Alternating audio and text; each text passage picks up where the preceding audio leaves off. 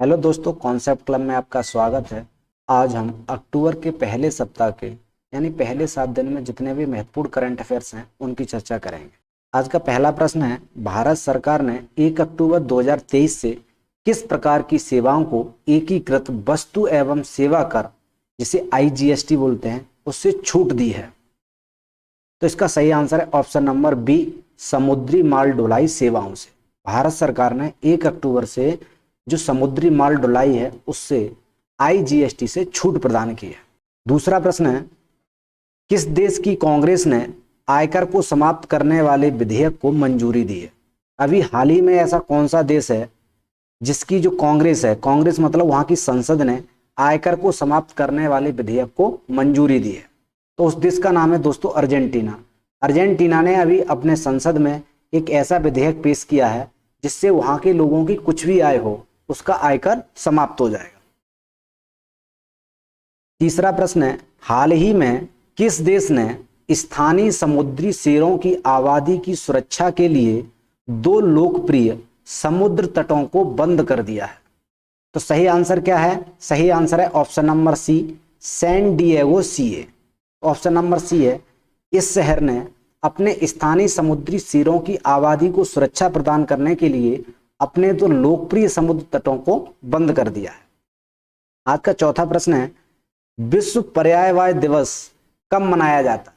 तो दोस्तों ये मनाया जाता है अक्टूबर के पहले सोमवार को। अक्टूबर महीने में जो पहला सोमवार पड़ता है उसको मनाया जाता है विश्व पर्यावरण दिवस। तो सही आंसर है ऑप्शन नंबर सी, अक्टूबर का पहला सप्ताह। पांचवा प्रश्न है, भारत के प्रधानमंत्री द्वारा शुरू किए गए संकल्प सप्ताह का मुख्य उद्देश्य क्या है? अभी प्रधानमंत्री मोदी ने संकल्प सप्ताह शुरू किया है, तो उसका मुख्य उद्देश्य क्या है? तो उसका मुख्य उद्देश्य है ऑप्शन नंबर सी, ब्लॉक स्तर पर प्रशासन में सुधार करना। छठवां प्रश्न है, 2023 विश्व बैडमिंटन चैंपियनशिप में महिला एकल स्पर्धा में स्वर्ण पदक किसने जीता है? तो दोस्तों ये स्वर्ण पदक जीता है एनसी यांग ने। तो सही आंसर क्या है? ऑप्शन नंबर 1, एनसी यांग। इन्होंने 2023 विश्व बैडमिंटन चैंपियनशिप में महिला एकल स्पर्धा में स्वर्ण पदक जीता है। आज का 7वां प्रश्न है, भारत में सबसे बड़ा और सबसे पुराना यूरोपीय चर्च कौन सा है? तो उस चर्च का नाम है सेंट फ्रांसिस चर्च। और ये कहां स्थित है? तो ये स्थित है केरल में। तो सही आंसर है option number D, Saint Francis church, Kerala. 8वां प्रश्न है, सभी 8 उत्तर पूर्वी राज्यों में भारत की पहली 5G प्रशिक्षण लैब और 5G स्वास्थ्य एप्लीकेशन किसने लॉन्च की है? तो दोस्तों ये लॉन्च की है जी किशन रेड्डी ने। ऑप्शन नंबर डी सही होगा, जी किशन रेड्डी। ध्यान रखना है कौन सी? सभी 8 पूर्वोत्तर राज्यों में भारत की पहली 5G प्रशिक्षण लैब और 5G स्वास्थ्य एप्लीकेशन, 2 चीजें लॉन्च की हैं। एक 5G प्रशिक्षण लैब और दूसरा क्या है? 5G स्वास्थ्य एप्लीकेशन। किसने लॉन्च की हैं? वह लॉन्च की है जी किशन रेड्डी ने। 9वां प्रश्न है, जातीय जनगणना रिपोर्ट के अनुसार बिहार की कितनी प्रतिशत आबादी ओबीसी है? यानी अभी हाल ही में बिहार में जाति जनगणना कराई गई है, तो उस जाति जनगणना की रिपोर्ट के अनुसार बिहार राज्य में कितने % ओबीसी कैटेगरी है? तो इसका सही आंसर है ऑप्शन नंबर डी, 60%। बिहार में 60% ओबीसी कैटेगरी के लोग रहते हैं। 10वां प्रश्न है, एशियाई खेल 2023 में पुरुषों की 3000 मीटर स्टेपल चेज स्पर्धा में स्वर्ण पदक किसने जीता है? तो दोस्तों ये स्वर्ण पदक जीता है अविनाश सावले ने। सही आंसर क्या है? Option number 1, Avinash Sawle. 11वां प्रश्न है, जम्मू और कश्मीर के कितने प्रतिशत गांवों ने खुले में शौच मुक्त प्लस मॉडल का दर्जा हासिल कर लिया है? तो जम्मू कश्मीर के जितने भी गांव हैं उन सभी गांवों ने शौच मुक्त प्लस मॉडल है उसका दर्जा हासिल कर लिया है। तो इस प्रश्न का जो सही आंसर है वो है ऑप्शन नंबर डी, 100%।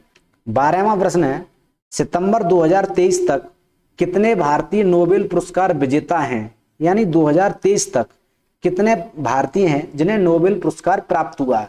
तो दोस्तों ये संख्या है 9। 9 भारतीयों को सितंबर 2023 तक नोबेल पुरस्कार मिला है? तो सही आंसर क्या है? ऑप्शन नंबर सी, 9।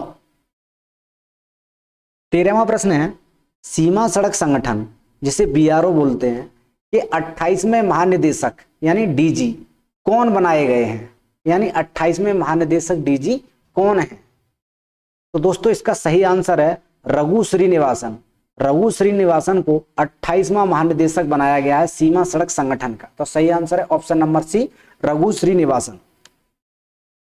14वां प्रश्न है, विश्व के सबसे लंबे पैदल चलने वाले फुटपाथ का क्या नाम है? तो उसका जो नाम है वो है एपलाचियन ट्रेल। तो सही आंसर क्या है? Option number C, Appalachian trail. दोस्तों ये किस देश में है? तो ये यूएसए में है। कहां पर है? यूएसए। ये यूएसए में है विश्व का सबसे लंबा पैदल चलने वाला फुटपाथ। अगला प्रश्न है, एशियाई खेल 2023 में पुरुषों की शॉटपुट स्पर्धा में स्वर्ण पदक किसने जीता है? तो दोस्तों ये जो शॉटपुट स्पर्धा है इसमें जो स्वर्ण पदक जीता है वह जीता है तेजेंद्र पाल सिंह तूर ने। तो सही आंसर है option number B, Tejendra Pal Singh तूर। अगला प्रश्न है, हाल ही में किस भारतीय राज्य के मुख्यमंत्री ने 9 प्रतिष्ठित अंतरिक्ष वैज्ञानिकों के लिए 25 लाख रुपए के नगद पुरस्कार और स्नातकोत्तर इंजीनियरिंग छात्रों के लिए छात्रवृत्ति कार्यक्रम की घोषणा की है?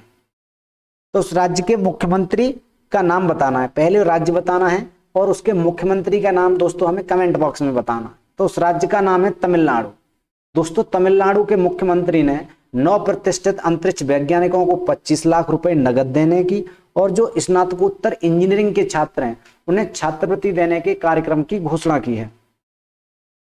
17वां प्रश्न है, हाल ही में कनाडा इंडिया फाउंडेशन से ग्लोबल इंडियन अवार्ड प्राप्त करने वाली पहली महिला कौन बनी है? तो ये बनी है सुधा मूर्ति। सही आंसर है ऑप्शन नंबर सी, सुधा मूर्ति। सुधा मूर्ति को अभी हाल ही में कनाडा इंडिया फाउंडेशन से ग्लोबल इंडियन अवार्ड प्राप्त हुआ है।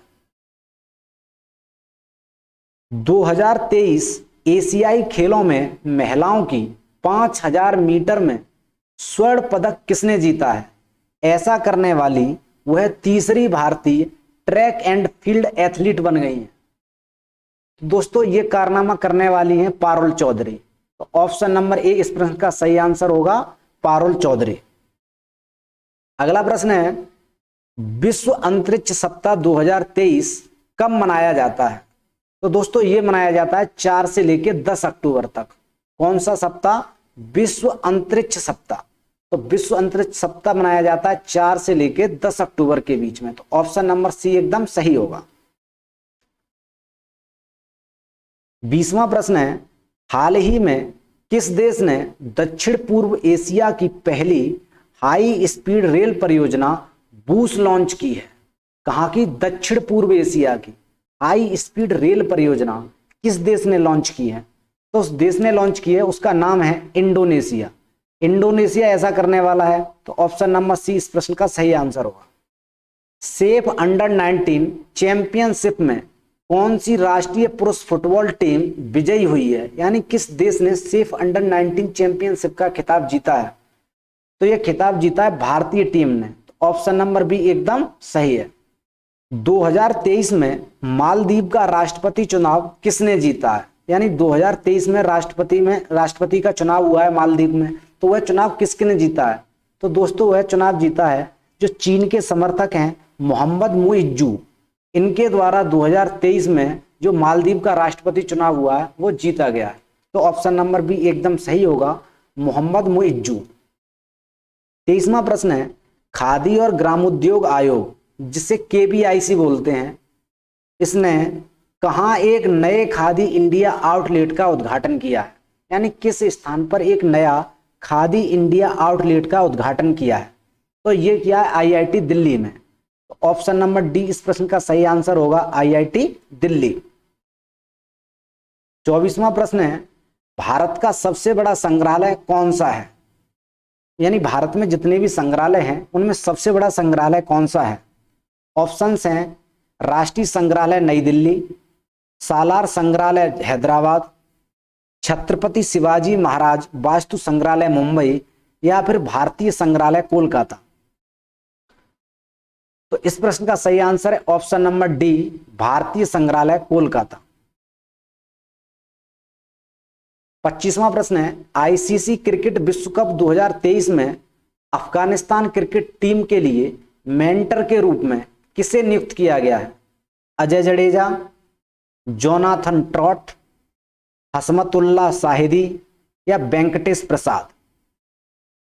तो इस प्रश्न का सही आंसर है अजय जडेजा। अजय जडेजा को वर्ल्ड कप 2023 में अफगानिस्तान क्रिकेट टीम का मेंटर नियुक्त किया गया है।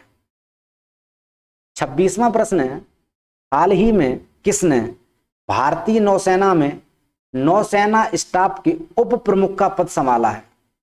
इस भूमिका में 35 वर्षों से अधिक का अनुभव है, यानी ये भूमिका जब वो संभाल रही हैं तो उन्हें 35 वर्ष का अनुभव है।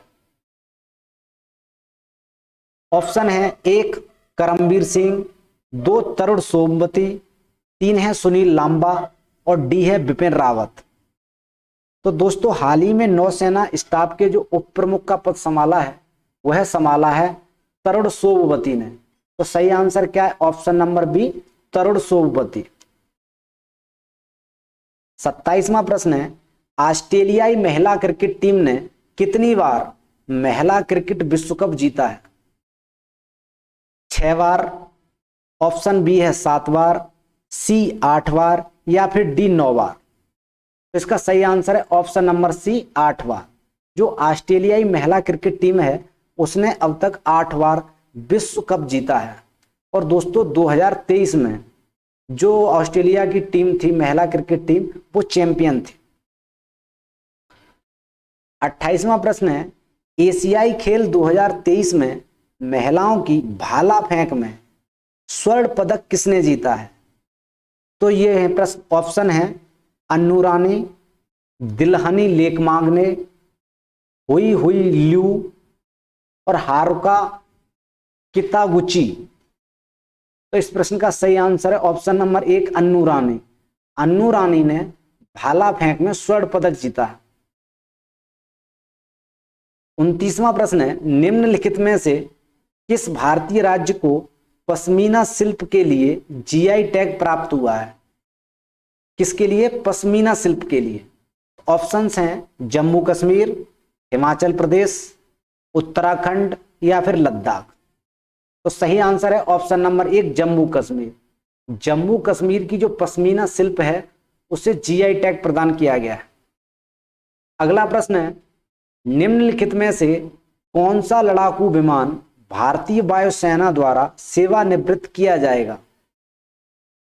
सुकोई 30 MKI, MiG-21, गोलीकांड या फिर तेजस। तो सही आंसर है ऑप्शन नंबर बी, MiG-21।